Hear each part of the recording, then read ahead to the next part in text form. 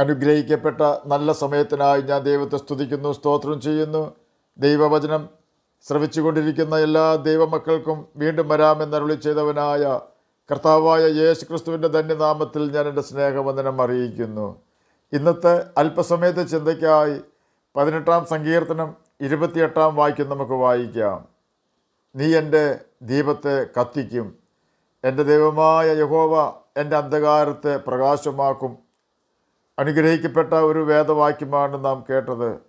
തൻ്റെ മകനായ യോനാഥാൻ്റെ രാജസ്ഥാനം ദാവീദിന് കൊടുക്കേണ്ടി വരും എന്ന ഭയത്താൽ ഇസ്രയേലിൻ്റെ ഒന്നാമത്തെ രാജാവായ ശൗൽ യഹോവയുടെ അഭിഷിക്തനായ ദാവീദിനെ കൊല്ലുവാനായി വർഷങ്ങളോളം വേട്ടയാടിക്കൊണ്ടിരുന്നു. 2 ശമൂവേൽ 7-ാം അധ്യായം 9-ാം വാക്യത്തിൽ രേഖപ്പെടുത്തിയിരിക്കുന്നത് പോലെ ദാവീദ് സഞ്ചരിച്ചിരുന്ന എല്ലാ പ്രതികൂല സാഹചര്യങ്ങളിലും യഹോവ അവനോട് കൂടെ ഉണ്ടായിരുന്നതുകൊണ്ട് ദാവീദിനെ കൊല്ലുവാൻ ശൗലിന് കഴിഞ്ഞില്ല. തന്നെയുമല്ല, അവൻ്റെ സകല ശത്രുക്കളെയും യഹോവ നശിപ്പിച്ച് കളഞ്ഞ് ദാവീദിനെ ദൈവം രക്ഷിച്ചു. താൻ വേട്ടയാടപ്പെട്ടിരുന്ന കാലത്ത് ദാവീദിന് ഒരു കാര്യത്തിൽ ഉറപ്പുണ്ടായിരുന്നു: തൻ്റെ പ്രാണൻ യഹോവയുടെ ജീവപാണ്ഡത്തിൽ കെട്ടപ്പെട്ടിരിക്കുന്നു എന്ന്. ആ കഷ്ടതയുടെ നാളുകളിൽ അവൻ ദൈവത്തോട് കൂടുതൽ അനുസരണത്തോടെ ജീവിച്ചു. നാം പ്രതിസന്ധികളിലൂടെ കടന്നു പോകുന്ന സമയങ്ങളിൽ ദൈവത്തോട് കൂടുതൽ അടുത്ത് ജീവിക്കുവാൻ ദൈവം ഒരുക്കിത്തരുന്ന അവസരങ്ങളാണ് ആ പ്രതികൂലങ്ങളെന്ന് നാം തിരിച്ചറിയണം. ദാവീദിൻ്റെ കഷ്ടകാലം മിക്കവാറും തീർന്ന സമയത്ത് താൻ ജയാളിയായതിനു ശേഷം പറഞ്ഞ വാക്കുകളാണ്: എൻ്റെ ദൈവം എൻ്റെ ദീപത്തെ കത്തിക്കും എന്ന്. 18-ാം സങ്കീർത്തനം 28-ാം വാക്യത്തിൽ നാം ഇത് കേട്ടതാണ്. ഇതേ വാക്യത്തിൽ ദാവീദ് തുടരുകയാണ്: യഹോവ എൻ്റെ അന്ധകാരത്തെ പ്രകാശമാക്കും. ദാവീദിൻ്റെ ഒരു സാക്ഷ്യമാണിത്. കഴിഞ്ഞ കാലങ്ങളിൽ കർത്താവ് എന്നെ സഹായിച്ചു, തുടർന്നും ഞാൻ അവനിൽ ആശ്രയിക്കുന്നത് കൊണ്ട് അവൻ എന്നെ കൈവിടുകയില്ല എന്നാണ് താൻ ഈ വാക്കുകളിൽ കൂടി അർത്ഥമാക്കുന്നത്. നമ്മുടെ ജീവിതത്തിൽ മുന്നോട്ടുള്ള വഴി തിരിച്ചറിയുവാൻ കഴിയാതെ വണ്ണം സാത്താനാകുന്ന ഇരുട്ടിൻ്റെ ശക്തികൾ നമ്മെ തടഞ്ഞു നിർത്തിയാലും തക്ക സമയത്ത് തന്നെ വെളിച്ചമാകുന്ന കർത്താവായ യേശു ക്രിസ്തു നമ്മുടെ രക്ഷയ്ക്കായി എത്തുകയും നമ്മുടെ അന്ധകാരത്തെ പ്രകാശിപ്പിക്കുകയും ചെയ്യും എന്നതിന് സംശയമില്ല. മുന്നോട്ട് പോകുവാൻ സാധിക്കാത്ത വിധം വഴി അടഞ്ഞു എന്ന് തോന്നുമ്പോൾ ഓർക്കുക, ഇസ്രയേലിൻ്റെ പരിപാലകൻ അടഞ്ഞ വഴി തുറക്കുന്നവനാണെന്ന്. അടഞ്ഞ വഴി തുറക്കുക മാത്രമല്ല, വഴിയില്ലാത്ത സ്ഥലമാണെങ്കിൽ അവിടെ ഒരു പെരുവഴി ഉണ്ടാക്കുവാൻ കർത്താവായ യേശു ക്രിസ്തു ശക്തനാണെന്ന് നാം മനസ്സിലാക്കണം. പലപ്പോഴും ശൗൽ ദാവീദിനെ തിരഞ്ഞ് കൈയെത്തും ദൂരത്ത് അടുത്തിട്ടുണ്ട്. അപ്പോഴെല്ലാം കർത്താവ് തക്ക സമയത്ത് ശൗലിനെയും അവൻ്റെ കൂട്ടുകാരെയും വഴി തിരിച്ചു വിട്ടുകൊണ്ട് ദാവീദിനെ രക്ഷിച്ചിട്ടുണ്ട്. എവിടെ നിന്നെല്ലാം അവൻ്റെ പ്രതികൂലങ്ങൾ വന്നിട്ടുണ്ടോ അവിടെയെല്ലാം ദൈവം അവനൊരു പരിചയമായി പ്രവർത്തിച്ചിട്ടുണ്ട്. എന്നെ കേൾക്കുന്ന പ്രിയ ദൈവമകനെ, ദൈവമകളെ, വഴി അടഞ്ഞു എന്ന് തോന്നുമ്പോൾ ചെങ്കടലിൽ വഴി തുറന്ന് ഇസ്രായേൽ മക്കളെ മറുകരയിൽ എത്തിച്ച കർത്താവിനോട് നാം പ്രാർത്ഥിക്കണം. മുന്നോട്ട് പോകുവാൻ കഴിയാതെ ക്ഷീണിച്ച അവസ്ഥയിൽ ആകുമ്പോൾ ക്ഷീണമെല്ലാം അറിയുന്ന കർത്താവായ യേശു ക്രിസ്തുവിനോട് നാം പ്രാർത്ഥിക്കണം.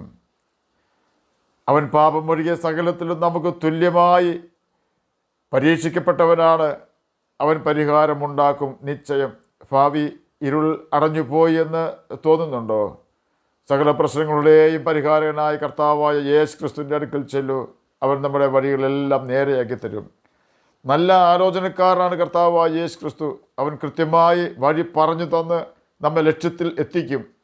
അവൻ പറയുകയാണ്: ക്ഷീണിച്ചു പോകേണ്ട, ഞാൻ നിൻ്റെ ദൈവമാകുന്നു എന്ന്.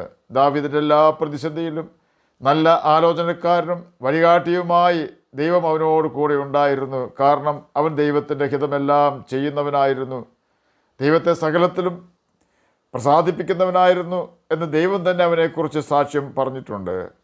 അവൻ കർത്താവിൻ്റെ കൽപ്പനകൾ ഒന്നുപോലും വിട്ടുകളയാതെ അവൻ്റെ ന്യായപ്രമാണത്തിൽ ഭയമുള്ളവനും കർത്താവിൻ്റെ കൽപ്പനകൾ അനുസരിക്കുന്നവനുമായിരുന്നു. അവൻ വിശ്വസ്തനായിരുന്നു. അതുകൊണ്ട് തന്നെ ശൗൽ രാജാവിനോ ദാവീദിൻ്റെ മകനായ അബ്ശലോമിനോ അഹിതോഫെലിനോ ഫിലിസ്ത്യ മലനായ ഗോലിയാത്തിനോ കരടിക്കോ സിംഹത്തിനോ മറ്റു ശത്രു രാജാക്കന്മാർക്കോ ദാവീദിനെ നശിപ്പിക്കുവാൻ കഴിഞ്ഞില്ല. 2 ശമൂവേൽ 7-ാം അധ്യായം 9-ാം വാക്യത്തിൽ കൂടി യഹോവ ദാവീദിനോട് പറയുകയാണ്: നീ സഞ്ചരിച്ചു പോകുന്ന എല്ലായിടത്തും ഞാൻ നിന്നോട് കൂടെ ഉണ്ടായിരുന്നു. നിന്റെ സകല ശത്രുക്കളെയും നിന്റെ മുമ്പിൽ നിന്നും ഛേദിച്ച് കളഞ്ഞിരിക്കുന്നു. അതുകൊണ്ടാണ് ദാവീദിനെ നശിപ്പിക്കുവാൻ ആർക്കും സാധിക്കാതിരുന്നത്. എന്നെ കേൾക്കുന്ന പ്രിയ സഹോദര സഹോദരി, നാം സകലത്തിലും നമ്മുടെ കർത്താവായ യേശു ക്രിസ്തുവിനെ അവൻ്റെ വചനം അനുസരിച്ചുകൊണ്ട് സ്നേഹിച്ചാൽ അവൻ നമ്മോടുകൂടെ നിത്യം വസിക്കുകയും നമ്മുടെ വ്യസനവും പ്രതികൂലങ്ങളും അവൻ മാറ്റിത്തരികയും ജയജീവിതം സാധ്യമാക്കി തരികയും ചെയ്യും.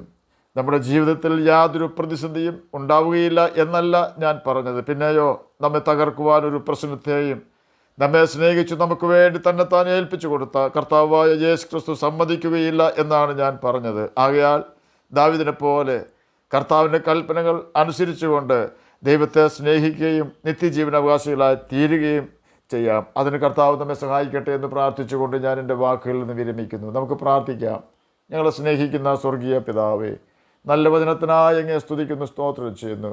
എന്നെ കേൾക്കുന്ന ഏതെങ്കിലും പ്രിയപ്പെട്ടവർ അങ്ങയെ തിരിച്ചറിയാതിരിക്കുന്നുവെങ്കിൽ അങ്ങയെ തിരിച്ചറിയുവാൻ തക്ക കൃപ അങ്ങ് അവർക്ക് കൊടുക്കണമെന്ന് പ്രാർത്ഥിക്കുന്നു. അങ്ങയുടെ വചനം വായിക്കുവാനും ഗ്രഹിക്കുവാനും അതിന് പ്രകാരം ജീവിക്കുവാനും അടിയനെ കേൾക്കുന്ന അങ്ങയുടെ കുഞ്ഞുങ്ങളെയും സഹായിക്കണമേ. രോഗത്താൽ ഭാരപ്പെടുന്നവർക്ക് രോഗസൗഖ്യം കൊടുക്കണമേ. ഏതെങ്കിലും പ്രതിസന്ധി മൂലം കഷ്ടപ്പെടുന്ന ഏതെങ്കിലും വ്യക്തികൾ അടിയനെ കേൾക്കുന്നുണ്ടെങ്കിൽ അവരുടെ പ്രതിസന്ധികൾക്കൊരു പരിഹാരം വരുത്തി കൊടുക്കണമേ. പഠിക്കുന്ന കുഞ്ഞുങ്ങൾക്ക് പഠിക്കുവാനുള്ള ബുദ്ധിജ്ഞാനവും ഓർമ്മശക്തിയും കൊടുക്കണമേ. പ്രാർത്ഥന കേട്ടതിനായി സ്തോത്രം, യേശുവിൻ്റെ നാമത്തിൽ തന്നെ ആമേൻ. കർത്താവ് എല്ലാവരെയും അനുഗ്രഹിക്കട്ടെ. സ്തോത്രം.